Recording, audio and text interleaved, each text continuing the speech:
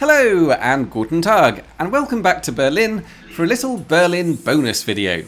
And this time we're at Berlin Südkreuz, and the weather is not as good as it was the day before when I filmed the electric ferry. Anyway, if you come to Südkreuz, walk down this path and cross over this bridge, you will find the entrance to an abandoned old rail yard. Now, normally exploring somewhere like this would be possibly quite dangerous, potentially illegal, or even worse, you could risk angering the Germans. But here it's different. The city of Berlin has been turning some of its old rail yards into parks and nature reserves, and exploring them is positively encouraged. So I thought we'd come and do exactly that.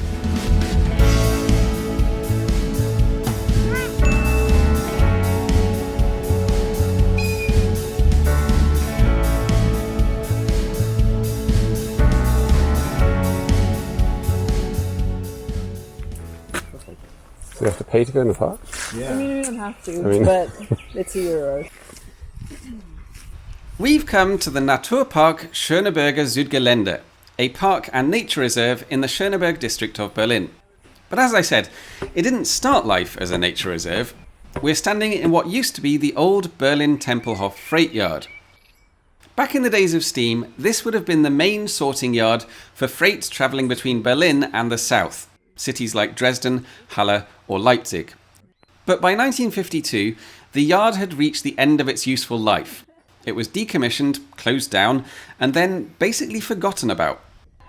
And over the years, the grass grew longer and longer, a forest began to spring up among the old tracks, and gradually, the local wildlife moved back in. What's squirrel in German? Eichhörnchen. Eichhörnchen. That's it. It's one of those words which is impossible in almost every language. Like For other people, yeah. What is it in French, it's écureuil. Oh my god. Exactly. Yeah. It's rare to find a German who can actually say squirrel. Yeah, some people really struggle with it. They'll be like, squirrel. Yeah. Squirrel. For half a century, hardly anyone came here.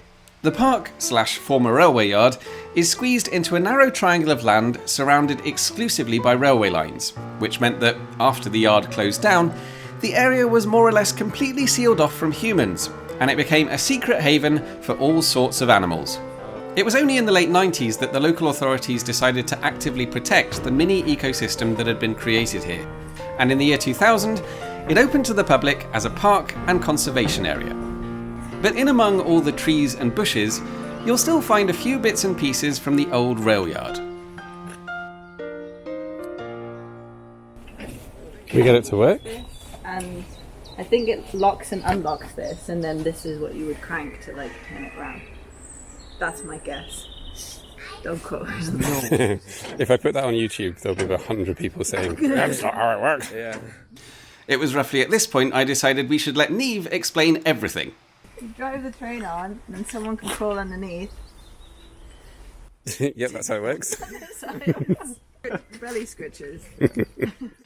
Well, it's not every day you get to walk through a genuine German train belly tickling trough.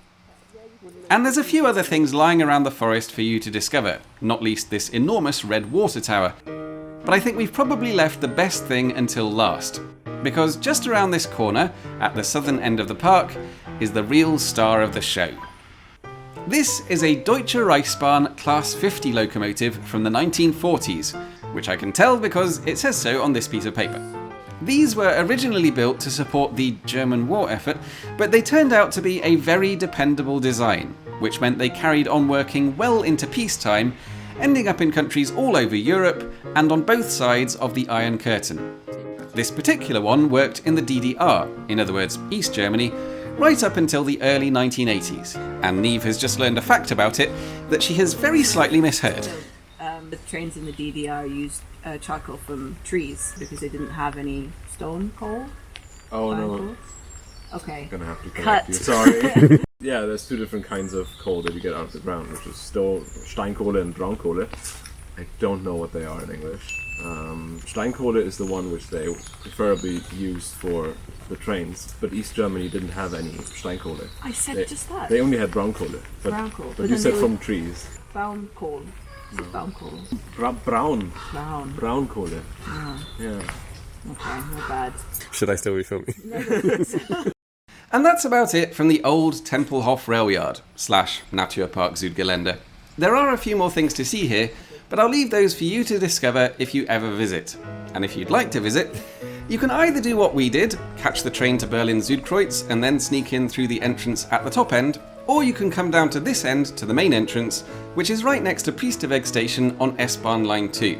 And this is the one to use if you need step-free access. Meanwhile, you'll find a map at the entrance of the park showing you where everything is, a couple of suggested walking routes, and which paths are suitable for wheelchairs. And as always, thank you very much for watching, and I'll see you soon.